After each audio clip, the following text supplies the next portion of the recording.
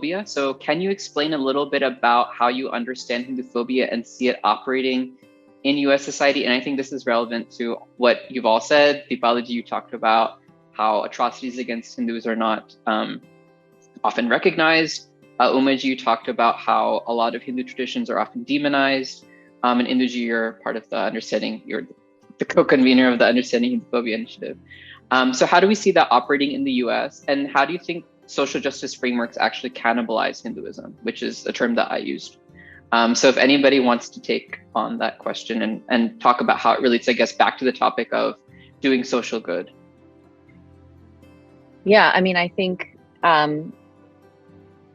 if we start off with the ways that Hinduphobia is denied, one of them touches upon the work that Deepala has done, the really difficult work that Deepala has done around Hindu genocide and the denial of the persecution of Hindus. So one of the claims made is that Hinduphobia doesn't exist because Hindus have never been persecuted because of our religion, right?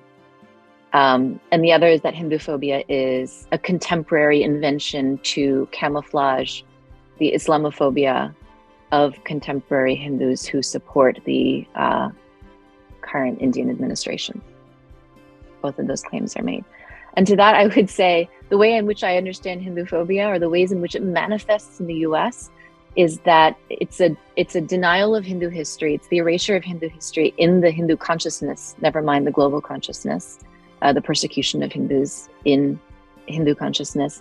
And two, it is the continuation of colonial constructions of Hinduism the purpose of these constructions was obviously to compel conversion and to justify colonization. That we are, the original, the OG social justice was colonization. We're doing this for their good because they obviously can't take care of themselves. So colonization is a humanitarian effort to intervene in this native society that is running amok, and we need to save them from themselves. That's the OG, right? And so when we look at the contemporary version of that, perhaps it's not, administrative or military control in exactly the same way, although we can dig into that a little bit more. It's definitely happening at the level of consciousness, of how people are thinking about their own traditions, etc. And so it is very closely linked to morality, right? Which takes us back to social good. So Hinduphobia is framed as a moral good. If you are a good person, you're going to call for the external reformation of this tradition and of these people that clearly are inherently immoral. And that's what makes it really dangerous when kids go to college. Our kids go to college or go to school and are taught that Hinduphobia is inherently and irredeemably immoral and amoral. So immoral, like everything about the tradition, is committed to oppression, and amoral, not concerned with social good, right? So even some of the people that we consider to be Hindu-philic, Emerson and Thoreau, argued in the United States 100 years before we really lived here that Hinduism was, and Eastern philosophies in general, were phenomenal for personal spiritual growth, but were not so concerned with turning outward and looking at the world and doing social good, because they had that nice Christian binary. Whereas Protestantism is like so good at doing social good, but not as good at the sort of personal self-reflection. And so like, let's take the best of both worlds, to East meets West. And that binary has been internalized. And even amongst our own community, you find Hindus a lot of the time spiritually bypassing the actual work of social good in the world, even recognizing the genocide of our own people by this sort of turn the other cheek approach, which is like, let me just, Godsplain myself out of having to actually do any good in the world, even if it pertains to the survival of my own community.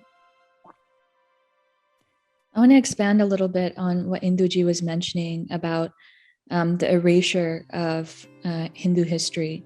And by erasure, I mean just the erasing, the deleting from many, many different contexts. But especially in the academic spaces, situations in which Hindus were victims, as well as the true, authentic Hindu knowledge. And by that, I mean not the Kama Sutra, not, just looking at Krishna Bhagwan and Radhaji as common lovers, but as, Devi Devta.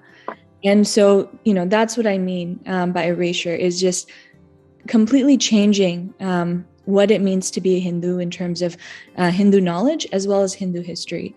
And so to answer Devadattaji's question about where is the Hindu phobia operating in the United States, the place that I see it operating at that most commonly, most frequently, most pervasively is at colleges and universities, specifically in, like Induji mentioned, South Asia studies and religious studies programs, but also just generally when, there are activists from Indian or Hindu backgrounds. Of course, there are a lot of Hindus outside of India, imagining that Hinduism is inherently oppressive and then trying to create policies in their own university about caste or about, trying to dismantle Holi with a sacred, festival.